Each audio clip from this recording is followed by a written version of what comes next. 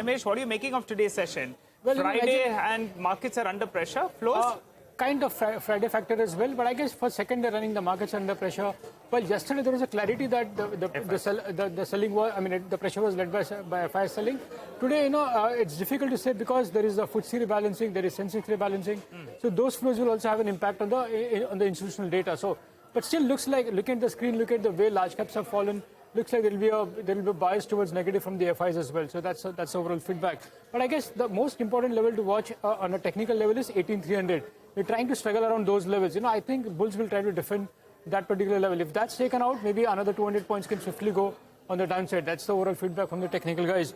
I guess the bigger problem is not the Nifty, but the broader markets. The broader markets have relatively underperformed in the last 2 days. Today also, it's down 500 points, and that's where the bigger pain seems to be.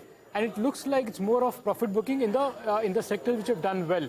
Most of the stocks, like if you look at PSU bank stocks or the small private banks, or the stocks which had actually outperformed in the recent past, they've seen a bit of reversal. So it looks like more of profit booking in that particular space. And as I said, but difficult to say. The FI flows looks like it will be negative. But I guess the important level to watch will be 18,300.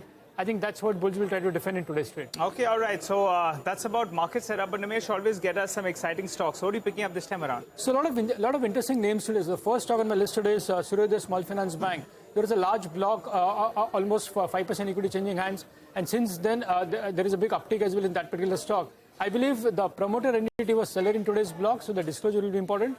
And some smart HNIs have bought as well in this block. So, we'll see if those names get disclosed in today's block deal data. So that's the first one.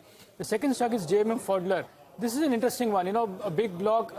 Again, the feedback is while there was a supposed block to be of almost 30%, but I think not everything was done in today's trade. So there is a bit of mystery as to why some shares didn't got sold into.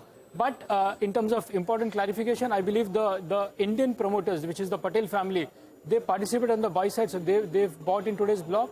And some large long-only funds were also buyers in today's block deal. So again, in JMM Fodler, the disclosures will be very important in today's trade. The third stock is BSE Limited. It's only listed in NSE, but small uptake in today's trade, largely on the back of a small buy figure or a small buying interest from a leading FI. So it looks like some bit of interest is back in BSE from larger institutions. And the last stock is PVR. Yesterday we saw a big correction, 3%. It's bounced back in today's trade, but still trading in that very narrow range. But now there is a feedback that even in PVR, there could be a large block deal soon. Remember, in September, clutch of private equity investors sold 7.7% stake. So it's largely owned by private equity. So there is a risk of a large block coming in from a leading private equity, and hence that stock could be in focus, at least in the near term. Okay, Nimesh, thank you very much for that. We'll